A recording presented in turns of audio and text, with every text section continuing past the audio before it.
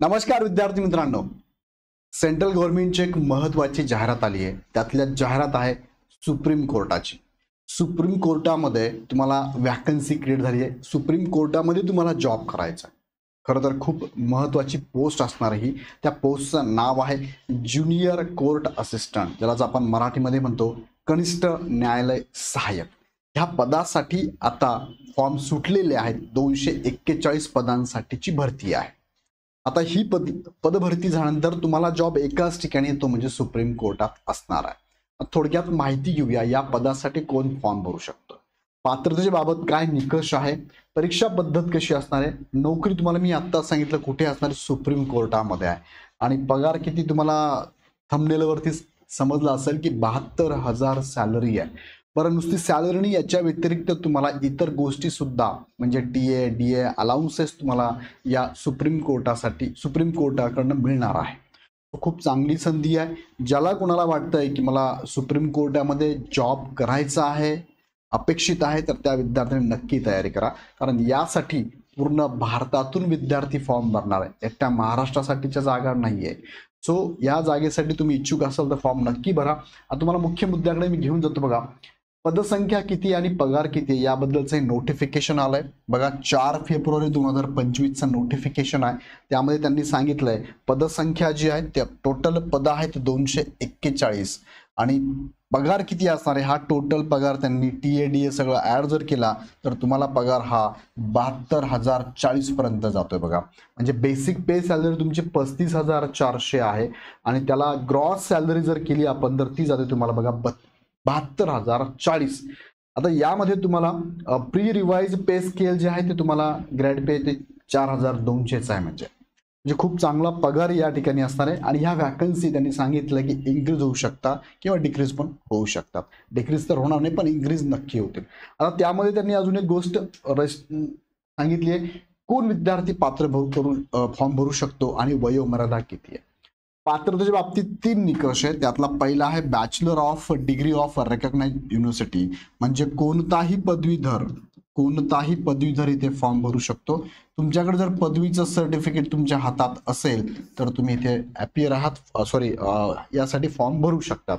दुसरं रिक्वायरमेंट आहे minimum speed 35 word per minute in English. आता यांनी हा शब्द वापरलाय मिनिमम, कमीत कमी. मग 35 किंवा 35+ जर तुमच्याकडे असेल तर चालेल, म्हणजे तुमच्याकडे 40 वर्ड पर मिनिट असणार आहे, साहजिक आहे, चालणार आहे. याच्या खालचं चालणार नाही आहे, मात्र त्याच्या वरचं चालेल, कारण शब्द त्यांनी मिनिमम वापरलाय. सो तो विद्यार्थी फॉर्म भरू शकतो. बघा, आपल्याकडे बरेचसे विद्यार्थी आहे, टायपिंग त्यांच्याकडे आहे आणि ग्रॅज्युएट पण आहे. बरेचसे विद्यार्थी गट कला फॉर्म भरतात महाराष्ट्रामध्ये कंबाईनमधून. त्या विद्यार्थ्यांना ही चांगली संधी असणार आहे की तुम्हाला इथे तुमच्याकडे टायपिंग सर्टिफिकेट जर असेल तर तुम्ही इथे फॉर्म भरू शकता. नंतर हे नॉलेज ऑफ कम्प्युटर ऑपरेशन, तुम्हाला कम्प्युटरचं नॉलेज असावं याबद्दल त्यांनी टाकलंय. फक्त याबद्दलचं सर्टिफिकेशन तुमच्याकडे असावं असं अजिबात नाही, नॉलेज असावं. याचं काही सर्टिफिकेशन वगैरे त्यांनी दिलेलं नाही. सो ह्या 2 रिक्वायरमेंट महत्वाच्या आहे. कम्प्युटर नॉलेज असावं का, कारण तुम्हाला कम्प्युटरवरती काही प्रश्न विचारले जाणार आहे. ओके, आता यामध्ये एज रिलॅक्सेशन कसं असणार आहे. बघा, कमीत कमी तुमचं वय असावं लागतं 18 ते 30. कुणासाठी अनरिझर्व, ज्यालाच आपण ओपन म्हणतो. आता सेंटरमध्ये ओपन मधनं तुम्ही ईडब्ल्यूएसचे कॅन्डिडेट पण फॉर्म भरतात, ते सुद्धा यामध्येच कन्सिडर केले जातात. म्हणजे वयाची लिमिट बघा 18 ते 30 पर्यंत आहे. आणि जर तुम्ही एसटी असाल तर तुम्हाला वयामध्ये सूट दिली आहे, तुम्हाला 18 ते 35 वर्षापर्यंत सूट आहे. तुम्ही जर ओबीसी एनसीएल असाल तर तुम्हाला 18 ते 33 वर्षापर्यंत सूट असणार आहे. सेंट्रलला फॉर्म भरताना तुमचं व्हीजे, एनटी ब क ड एसबीसी एससीबीसी चालत नाही. त्यासाठी तुम्ही ज्या कॅटेगरीतनं सेंट्रलमध्ये बिलॉंग करतात त्या कॅटेगरी सर्टिफिकेट तुमच्याकडे, हे 4च कॅटेगरी, एससी, एसटी, ओबीसी आणि दुसरं आहे ईडब्ल्यूएस. या 4 कॅटेगरीमधून बिलॉंग करतात. नसेलच काही तर तुम्ही ओपनमधनं फॉर्म भरू शकता. ओके, पुढे घेऊन जा तुम्हाला मी स्कीम ऑफ एक्झामिनेशन. तुम्ही जर पात्रतेमध्ये बसत असाल एजमध्ये पण एज्युकेशन ओके, एक्झाम कशी होणार तुमची. बघा, 4 टप्प्यात एक्झाम आहे. त्यातला हा पहिला टप्पा आहे. पहिल्या टप्प्यामध्ये तुम्हाला ऑब्जेक्टिव्ह टाईप म्हणजे MCQ टाईप क्वेश्चन पेपर असणार आहे. ऑनलाईन तुमची एक्झाम याच्यात त्यांनी दिलेलं नाही आहे. ॲक्च्युली खरं म्हणजे MCQ बेस आहे, पण ऑनलाईन की ऑफलाईन त्यांनी सांगितलं नाही आहे, पण MCQ बेस आहे. त्यामध्ये बघा प्रश्न कसे आहेत, तुम्हाला 100 क्वेश्चन असणार आहे, 100 क्वेश्चन असणार आहे. त्यामध्ये इंग्लिशचे क्वेश्चन बघा 100 क्वेश्चन, त्यामध्ये 50 general English question including comprehension असणार तुम्हाला. बघा म्हणजे 100 प्रश्नामध्ये इंग्लिशचे 50 क्वेश्चन असणार आहे. त्यानंतर 25 क्वेश्चन जनरल ॲप्टिट्यूडचे, म्हणजेच तुम्हाला रिझनिंगचे म्हणूया, रिझनिंगचे 25 क्वेश्चन आहे. आणि तिसरा जो आहे तो आहे 25 क्वेश्चन जनरल नॉलेजचे क्वेश्चन आहे, जीकेचे क्वेश्चन आहे, जीकेचे क्वेश्चन आहे 25 आहे. असे टोटल 100 क्वेश्चन तुमचे असणार आहे. बरोबर आहे, 100 क्वेश्चन तुमचे असणार आहे.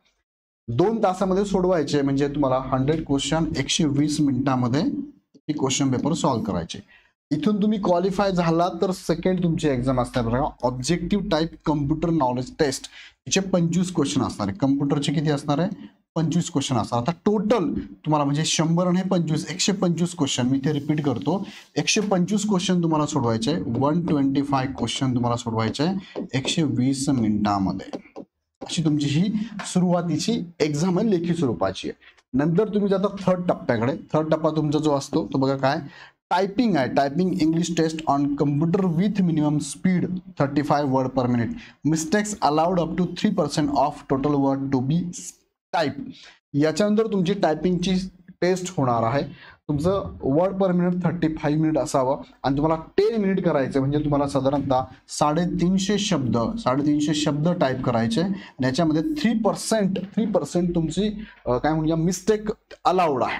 3%, 100ला 3, 350ला जर पकडलं साधारणतः 9, 10, 11 शब्द चुकले तरी चालणार आहे टायपिंगमध्ये. ओके, पुढे त्यांनी सांगितलंय यानंतर तुमची असणारे महत्वाची डिस्क्रिप्टिव्ह टेस्ट असणार आहे, म्हणजे तुम्हाला रिटर्न करायचे. रिटर्नमध्ये इंग्लिशचे 3 प्रश्न तुम्हाला विचारले जाणार आहे. त्यातलं पहिलं आहे कॉम्प्रेन्शन पॅसेजवरती क्वेश्चन असेल, दुसरा असेल प्रिसाइज रायटिंग आणि तिसरा असेल एसे रायटिंग. असे 3 घटक तुम्हाला इथे डिस्क्रिप्टिव्ह क्वेश्चनमध्ये विचारले जाणार आहे. आता इथे प्रश्न दिलेले आहेत, पण इथे मात्र तुम्हाला किती मार्कला असेल सांगितलं नाही, मात्र 2 तास दिलेला आहे. 2 तासामध्ये ह्या 3 प्रश्न तुम्हाला सॉल्व्ह करायचे. ओके, पुढे घेऊन जर तुम्हाला मी फॉर्म भरण्याची लिंक, डेट आणि फीज काय. आता तुम्हाला मेजर प्रश्न याच्यावरती असणार, मला कमेंटमध्ये टाकून ठेवा, त्याच्याबद्दल माहिती काढतो आणि पुढच्या व्हिडिओमध्ये पूर्ण माहिती तुम्हाला देतो. किंवा ही सिरीज चालेल, तुम्ही जर मला प्रश्न टाकलीत सर आम्हाला माहिती द्या तर त्याची पूर्ण माहिती काढतो. प्रिव्हियस इयर क्वेश्चन पेपर पण माझ्याकडे आलेली आहे. फॉर्म भरण्याची लिंक जर बघितली, ही लिंक आहे बघा www.scii.gov.in आहे. डेट कधीपासून कधीपर्यंत आहे, फॉर्म सुटलेत 5 फेब्रुवारीपासून, ते फॉर्म भरण्याची लास्ट डेट बघा 8 मार्चपर्यंत आहे, म्हणजे खूप पुष्कळसा वेळ तुमच्याकडे आहे. आणि फी जर बघितली, तुम्ही जर जनरल आणि OBC कॅन्डिडेट असाल तर 1000 फी आहे. आणि तुम्ही जर SC ST एक्स सर्व्हिसमॅन असाल तुम्ही तर तुम्हाला 250 रुपये फी आहे. जनरल OBC आणि EWSला एकच आहे, EWS पण याच्यात येऊन जाणार आहे. ही फी तुम्हाला भरायची आहे, ही रिफंडेबल नाही आहे.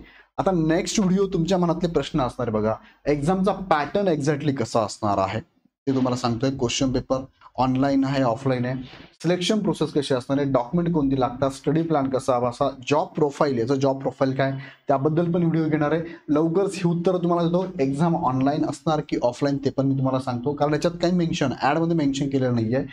परीक्षा कोणत्या भाषेत असणार, इंग्लिशमध्ये असणार आहे, मराठीत असणार आहे, हिंदीत असणार आहे, का असणार आहे, ऑप्शन असणार का ते पण सांगतो. निगेटिव्ह मार्किंग बद्दल काय, परीक्षा कोण घेणार आणि परीक्षा कधी असू शकते, ह्या प्रश्नांची उत्तरं पुढच्या व्हिडिओत मिळणार आहेत. त्यासाठी काय करा, चॅनल लगेच सबस्क्राईब करून ठेवा, जेणेकरून प्रत्येक गोष्टीची अपडेट तुमच्यापर्यंत मी देऊ शकेल. या व्यतिरिक्त अजूनही तुम्हाला काही प्रश्न असतील तर कमेंट बॉक्समध्ये नक्की टाका. व्हिडिओ आवडला तर लाईक करा, चॅनल सबस्क्राईब करा आणि विशेष माहितीसाठी हा आमचा हेल्पलाईन नंबर आहे 88 88 25 61 17. ह्या नंबरला कॉल करून माहिती घ्या. आणि काही जर तुम्हाला आमच्याकडनं मार्गदर्शनपर बॅचेस अपेक्षित असेल तर ॲप डाउनलोड करून डायरेक्ट बॅचेस पण परचेस करा. तो इथे थांबतो मी. व्हिडिओ आवडला तर लाईक करा, चॅनल सबस्क्राईब करा. पुन्हा व्हिडिओ नेक्स्ट व्हिडिओमध्ये. धन्यवाद.